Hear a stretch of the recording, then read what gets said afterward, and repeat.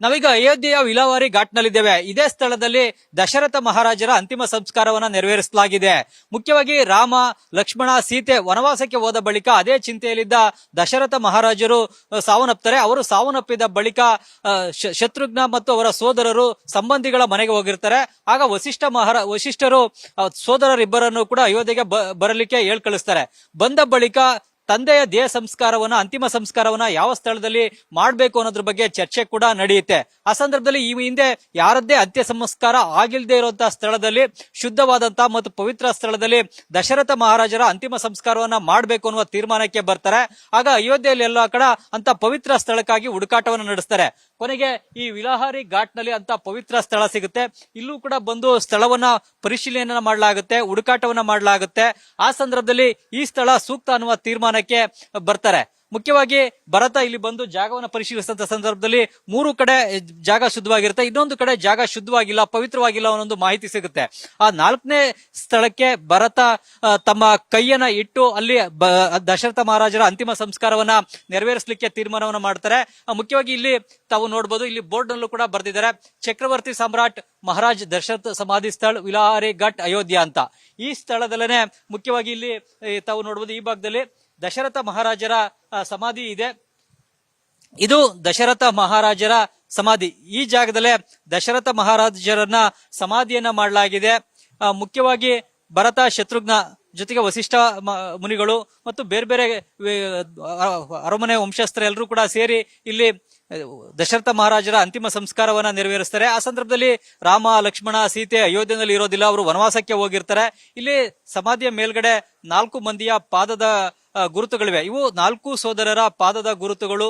ಜೊತೆಗೆ ಅವರಿಗೆ ಪಿಂಡ ಪ್ರದಾನ ಮಾಡಿದಂತಹ 3 ಪಿಂಡದವನ್ನು ಕೂಡ ಇಲ್ಲಿ ಇಡಲಾಗಿದೆ. ಜೊತೆಗೆ ಇಲ್ಲಿ ಮುಂಭಾಗದಲ್ಲಿ ಇರ್ತಕ್ಕಂಥದ್ದು ವಸಿಷ್ಠ ಮುನಿಗಳ ಪಾದದ ಗುರುತುಗಳು. ಇವುಗಳನ್ನ ಇಟ್ಟು ಇಲ್ಲಿ ಈಗಲೂ ಕೂಡ ಪೂಜೆ ಪುನಸ್ಕಾರವನ್ನ ನೆರವೇರಿಸಲಾಗ್ತಾ ಇದೆ. ಇಲ್ಲಿ ದಶರಥ ಮಹಾರಾಜರ ಸಮಾಧಿ ಸ್ಥಳದಲ್ಲಿ ಪೂಜೆ ಪುನಸ್ಕಾರವನ್ನ ನೆರವೇರಿಸುವಂತಹ ಸಂದೀಪ್ ದಾಸ್ ಜಿ ಅವರು ನಮ್ಮೊಂದಿಗಿದ್ದಾರೆ. ಈಗ ಅವರೊಂದಿಗೆ ಮಾತನಾಡೋಣ. संदीप दास जी, इधर दशरथ महाराज जी का अंतिम संस्कार किया, कैसा किया, इधर क्यों किया? जय सिया राम। यह वह स्थान है जहाँ पे चक्रवर्ती महाराज दशरथ जी का अंतिम संस्कार किया गया है। जिस समय महाराज दशरथ जी का शरीर त्यागे हैं, उस समय प्रभु राम जी, लक्ष्मण जी, माता सीता जी वनवास ही चली गई थी। भरत और शत्रुघ्न जी भी थे, लेकिन उस समय वो ननिहाल में थे। वहां से आने के बाद भरत जी ने कहा, हमारे पिताजी का अंतिम संस्कार ऐसे स्थान पर किया जाए जहां किसी उस स्थान पर किसी अन्य का दाह संस्कार ना किया गया हो। इसलिए महाराज जी के शरीर को पूरे नौका में सरसों का तेल डाल के उसमें रखा गया, जिससे शरीर सुरक्षित रह सके। और वशिष्ठ जी के नेतृत्व में उस समय के जितने ज्योतिष, आचार्य, विद्वान, शोधकर्ता इस कार्य में लग गए कि वह सबसे पवित्र भूमि कौन सी है जहां पे महाराज दशरथ जी का दाह संस्कार किया जा सके। तो यह अयोध्या के सप्त हरियों में से प्रमुख हरि यह विल्ल हरि घाट है, जहां पे शोध करते करते यहाँ पर आने के बाद महाराज को दाह संस्कार में, यहाँ पे सनातन धर्म में किसी का दाह संस्कार जब किया जाता है तो पहले 4 खूंटे लगाए जाते हैं चिता में, लेकिन यहाँ पे महाराज दशरथ जी को दाह संस्कार में केवल 3 खूंटे की ही पवित्र भूमि मिली, जहाँ पे किसी का दाह संस्कार नहीं हुआ था।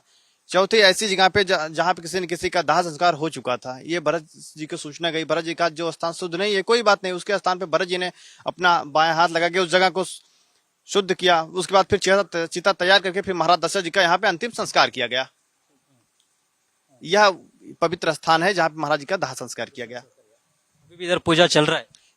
यह पवित्र भूमि है, यह विश्व की सबसे पवित्र भूमि है। अब अभी तक तो बहुत उपेक्षित रहा। आने वाले समय पे यहाँ पे महाराज दशरथ जी के स्थल पे और माननीय प्रधानमंत्री जी और योगी जी के नेतृत्व में हमारे जितने अयोध्या में 84 कोस में फैली हुई जितनी अयोध्या है, हर पौराणिक स्थल पर जीर्णोद्धार हो रहा है, सौंदर्यीकरण हो रहा है। अब बहुत ही भव्य दिव्य स्थान बनाए जा रहे हैं। ये घाट के आसपास सूर्यवंश क्षत्रिय लोग भी अभी रहते हैं ना? हाँ, सूर्यवंशी क्षत्रिय रहते हैं। राम के वंशज भी रहते हैं। हाँ, राम के वंशज भी रहते हैं। ಇದು ಸಂದೀಪ್ ದಾಸ್ ಜಿಯವರ ಮಾತುಗಳು. ಮುಖ್ಯವಾಗಿ ಇಲ್ಲಿ ದಶರಥ ಮಹಾರಾಜರ ಅಂತಿಮ ಸಂಸ್ಕಾರವನ್ನ ನೆರವೇರಿಸಲಾಗಿದೆ. ಈ ಗ್ರಾಮದ ಸುತ್ತಮುತ್ತ ಈಗಲೂ ಕೂಡ ಸೂರ್ಯವಂಶ ಕ್ಷತ್ರಿಯ ವಂಶಸ್ಥರು ವಾಸವನ್ನ ಮಾಡ್ತಾ ಇದ್ದಾರೆ. ಇವರೆಲ್ಲರೂ ಕೂಡ ರಾಮನ ವಂಶಸ್ಥರು ಅನ್ನುವ ಮಾತುಗಳನ್ನ ಹೇಳ್ತಾ ಇದ್ದಾರೆ.